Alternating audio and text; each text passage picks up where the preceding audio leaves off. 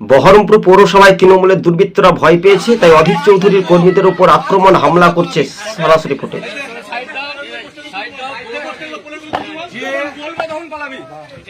অধীর চৌধুরী তোদেরকে পাঠিয়েছে, দোলতা বাজার থেকে এসছিস।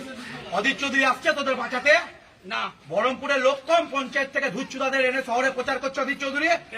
তাহলে আসেনি, বাঁচাতে এসছে অধীর চৌধুরী? মার খেয়ে মরছিস তো? হ্যাঁ, তোদেরকে এ পাড়ায় কে চিনে? তাহলে এ পাড়ার লোক পাচ্ছে না, পঞ্চায়েত থেকে অধীর চৌধুরী লোক আনছে। 5 গুনবো, তোদের অধীর চৌধুরীর অবস্থা কি দেখাচ্ছি দেখ। কান্না গুজে ছুটবি না তো মানে চাল্লি চাপিন করে দেবো মতো মেরে। হ্যাঁ, চল দৌড়।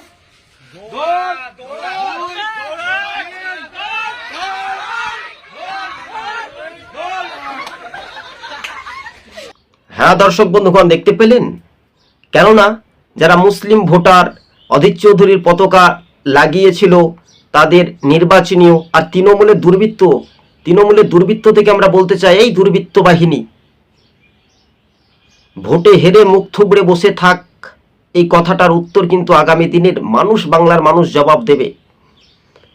যেভাবে তৃণমূলের দুর্বৃত্তরা অত্যাচারিত করছে, বহরমপুর পৌরসভার ভোটারদেরকে ধমক হুমকি দেখাচ্ছে, তাই নির্বাচন কমিশনকে অবিলম্বে বলবো এই তৃণমূলের দুর্বৃত্ত থেকে 24 ঘন্টার মধ্যে অ্যারেস্ট, গ্রেপ্তার করা হোক। অধীর চৌধুরীর ঘনিষ্ঠ কংগ্রেস সমর্থকদেরকে হুমকি, কান ধরে উঠবোস করাচ্ছে, তেড়ে মারধর শুরু করছে। আমরা কোন রাজ্যে বসবাস করছি?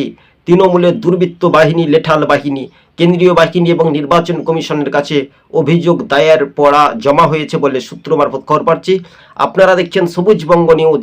তাই তৃণমূলের পায়ের তলার মাটি সরে যাচ্ছে। মুর্শিদাবাদ থেকে তৃণমূল দুর্বৃত্তদের যে তাণ্ডব, সেটা আগামী দিনে প্রমাণিত হবে 4 তারিখের পর। তৃণমূল বুঝে গেছে তারা ক্ষমতা থেকে হেরে যাবে।